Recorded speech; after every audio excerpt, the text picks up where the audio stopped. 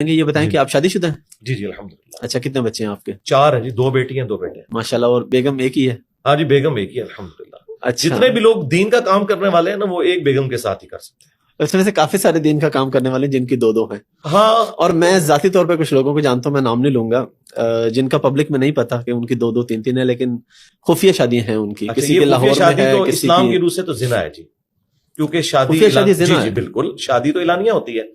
جامع ترمذی میں، سنن ابن ماجہ میں یہاں تک حدیث ہے کہ حلال اور حرام نکاح میں فرق گانے کا ہے، گانے کے ذریعے اناؤنسمنٹ. یعنی اب ایک اناؤنسمنٹ ہوئی نہیں ہے تو وہ چھپی دوستی تو اسلام میں حرام ہے. آپ سورۃ النساء پڑھ لیں. نہیں، اگر نکاح کیا ہوا ہے پھر بھی حرام ہے جی، چھپی دوستی ہے. میں اچھا میں تھوڑا میں آپ کو بتاتا ہوں اس کی لاجک کیا ہے.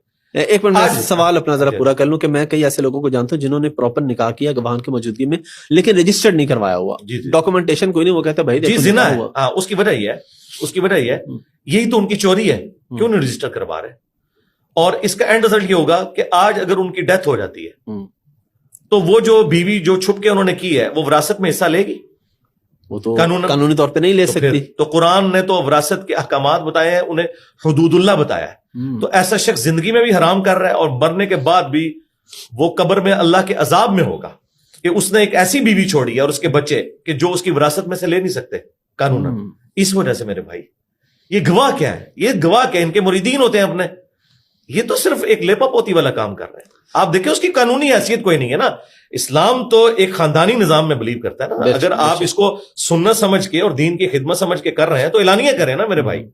ہم نے تو دیکھا ہے کہ نبی صلی اللہ علیہ وآلہ وسلم نے بھی زندگی میں ایک ہی شادی کی ہے. یہ جو آپ کو بعد کی شادیاں نظر آتی ہیں نا وہ بالکل آپ کے آخری 8-9 سال کی ہے. پوری زندگی جو آپ نے جس عورت کے ساتھ گزاری ہے وہ ایک میں سے بچے ہیں. جب تک تب تک اور کوئی بیگم آپ کے نکاح میں نہیں تھی. یعنی ایک شخص اب 50 کی ایج کو پہنچ چکا ہے اور اس نے کوئی دوسری شادی نہیں کی. بعد میں وہ ایک اللہ تعالیٰ نے حکمت کے تحت ایسا معاملہ کیا. ادروائز یہ نہیں ہم کہہ رہے کہ شادی جو ہے وہ دوسری کرنا حرام ہے. نہیں، دوسری تیسری چوتھی کی اجازت ہے لیکن حکم نہیں ہے. حکم یہ ہے کہ اگر انصاف نہ کر پاؤ تو ایک پر اکتفا کرو. یہ سورہ نساء کی واضح آیت ہے. تو انصاف یہ کرتے ہیں. سب سے بڑی بے انصافی تو یہ ہے کہ چھپا کے کی ہوئی ہے، اس کو اعلانیہ کیا ہوا ہے، اور ان کے جو ایسٹس ہیں وہ کس طرح ڈسٹریبیوٹ ہوں گے.